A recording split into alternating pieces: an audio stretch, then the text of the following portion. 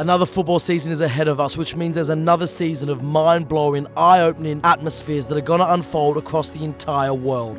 So with all that only around the corner, this is Copenhagen's top 10 bucket list things to do for the upcoming football season. Number 10, StQuest Cup.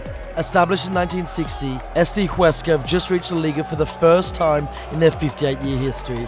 Now usually we associate big football in their home region of Aragon with Zaragoza, but Huesca is a truly romantic side.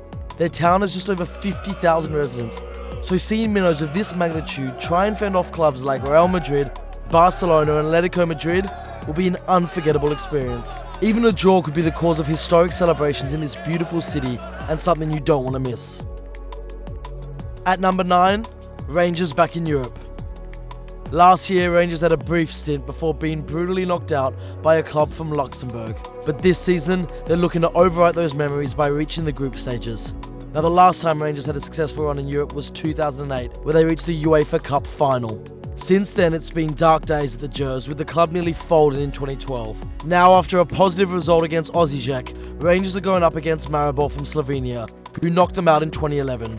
And if somehow Rangers get past them, then they could play the same Luxembourg team that humiliatingly knocked them out last season. Especially if they get past them, expect incredible scenes back in Glasgow.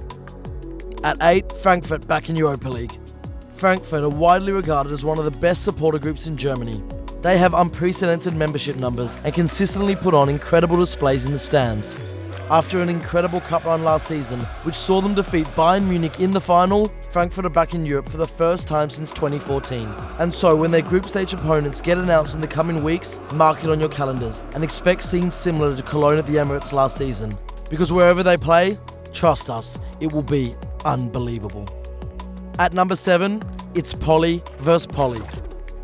Now, ASU Polytechnica Timisoara have been promoted to the second division of Romanian football. Founded in 2012 as a Phoenix club to ACS Poly Timisoara, who are owned by the city, they are a continuation of the original club which folded in the 2011-2012 season. The two teams will now meet in the league in a sort of MK Dons vs Wimbledon equivalent for Romanian football.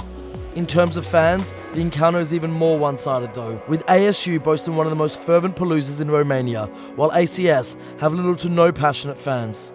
Before 2012, Poly had won 2 Romanian Cups and had finished second twice in the league, playing in the Cup Winners' Cup and group stages of the Europa League. At number 6, it's the derby between Las Palmas and Tenerife. This season, Las Palmas and Tenerife are both in Segunda, the second division of Spanish football, meaning we get the return of one of the most scenic rivalries imaginable, the Canary Islands derby. Although the two face off every season on the Copa de Canarias, they have not played in the league since 2015. This fixture comes complete with a boat trip between Tenerife and Las Palmas, a march through these historic cities and a decent level of football. And a way to do this fixture is a guaranteed trip of a lifetime. At number 5, it's UEFA's rule change on alcohol. At an executive committee meeting last month, UEFA amended its rules, meaning that alcohol will now be permitted at match venues during European games where local and national laws allow. For a long time, football supporters have felt unfairly treated in comparison with the fans of other sports. The alcohol ban never applied to VIP areas at football games, causing a two-class society even within the stadia. Now, in countries like Germany, Belgium and Italy, you're going to be allowed to drink while watching your team play a historic match. Magnifique. At number 4, it's the Greek derby of Aris Thessaloniki vs PAOK. The derby of Northern Greece is finally back for the first time since 2014. 4 years ago, Aris were relegated due to financial issues, and since, PAOK and Aris have only had derby matches in secondary sports. Now, after climbing their way back from the 3rd division, the derby is back on in Thessaloniki. Both sets of fans reflect the warm and passionate climate Greeks are known for. In PAOK's case, we've seen them putting on some incredible displays as they faced off with major sides from Athens. In terms of support, Aris are not to be underestimated. Just think back to the Ring of Fire anniversary with Boca last year. So forget the capital. This year in Greek football, it's all about the north. At number 3, it's the Sicilian Derby. If the Derby of Sicily returns for the first time since 2013, it will be an incredible story.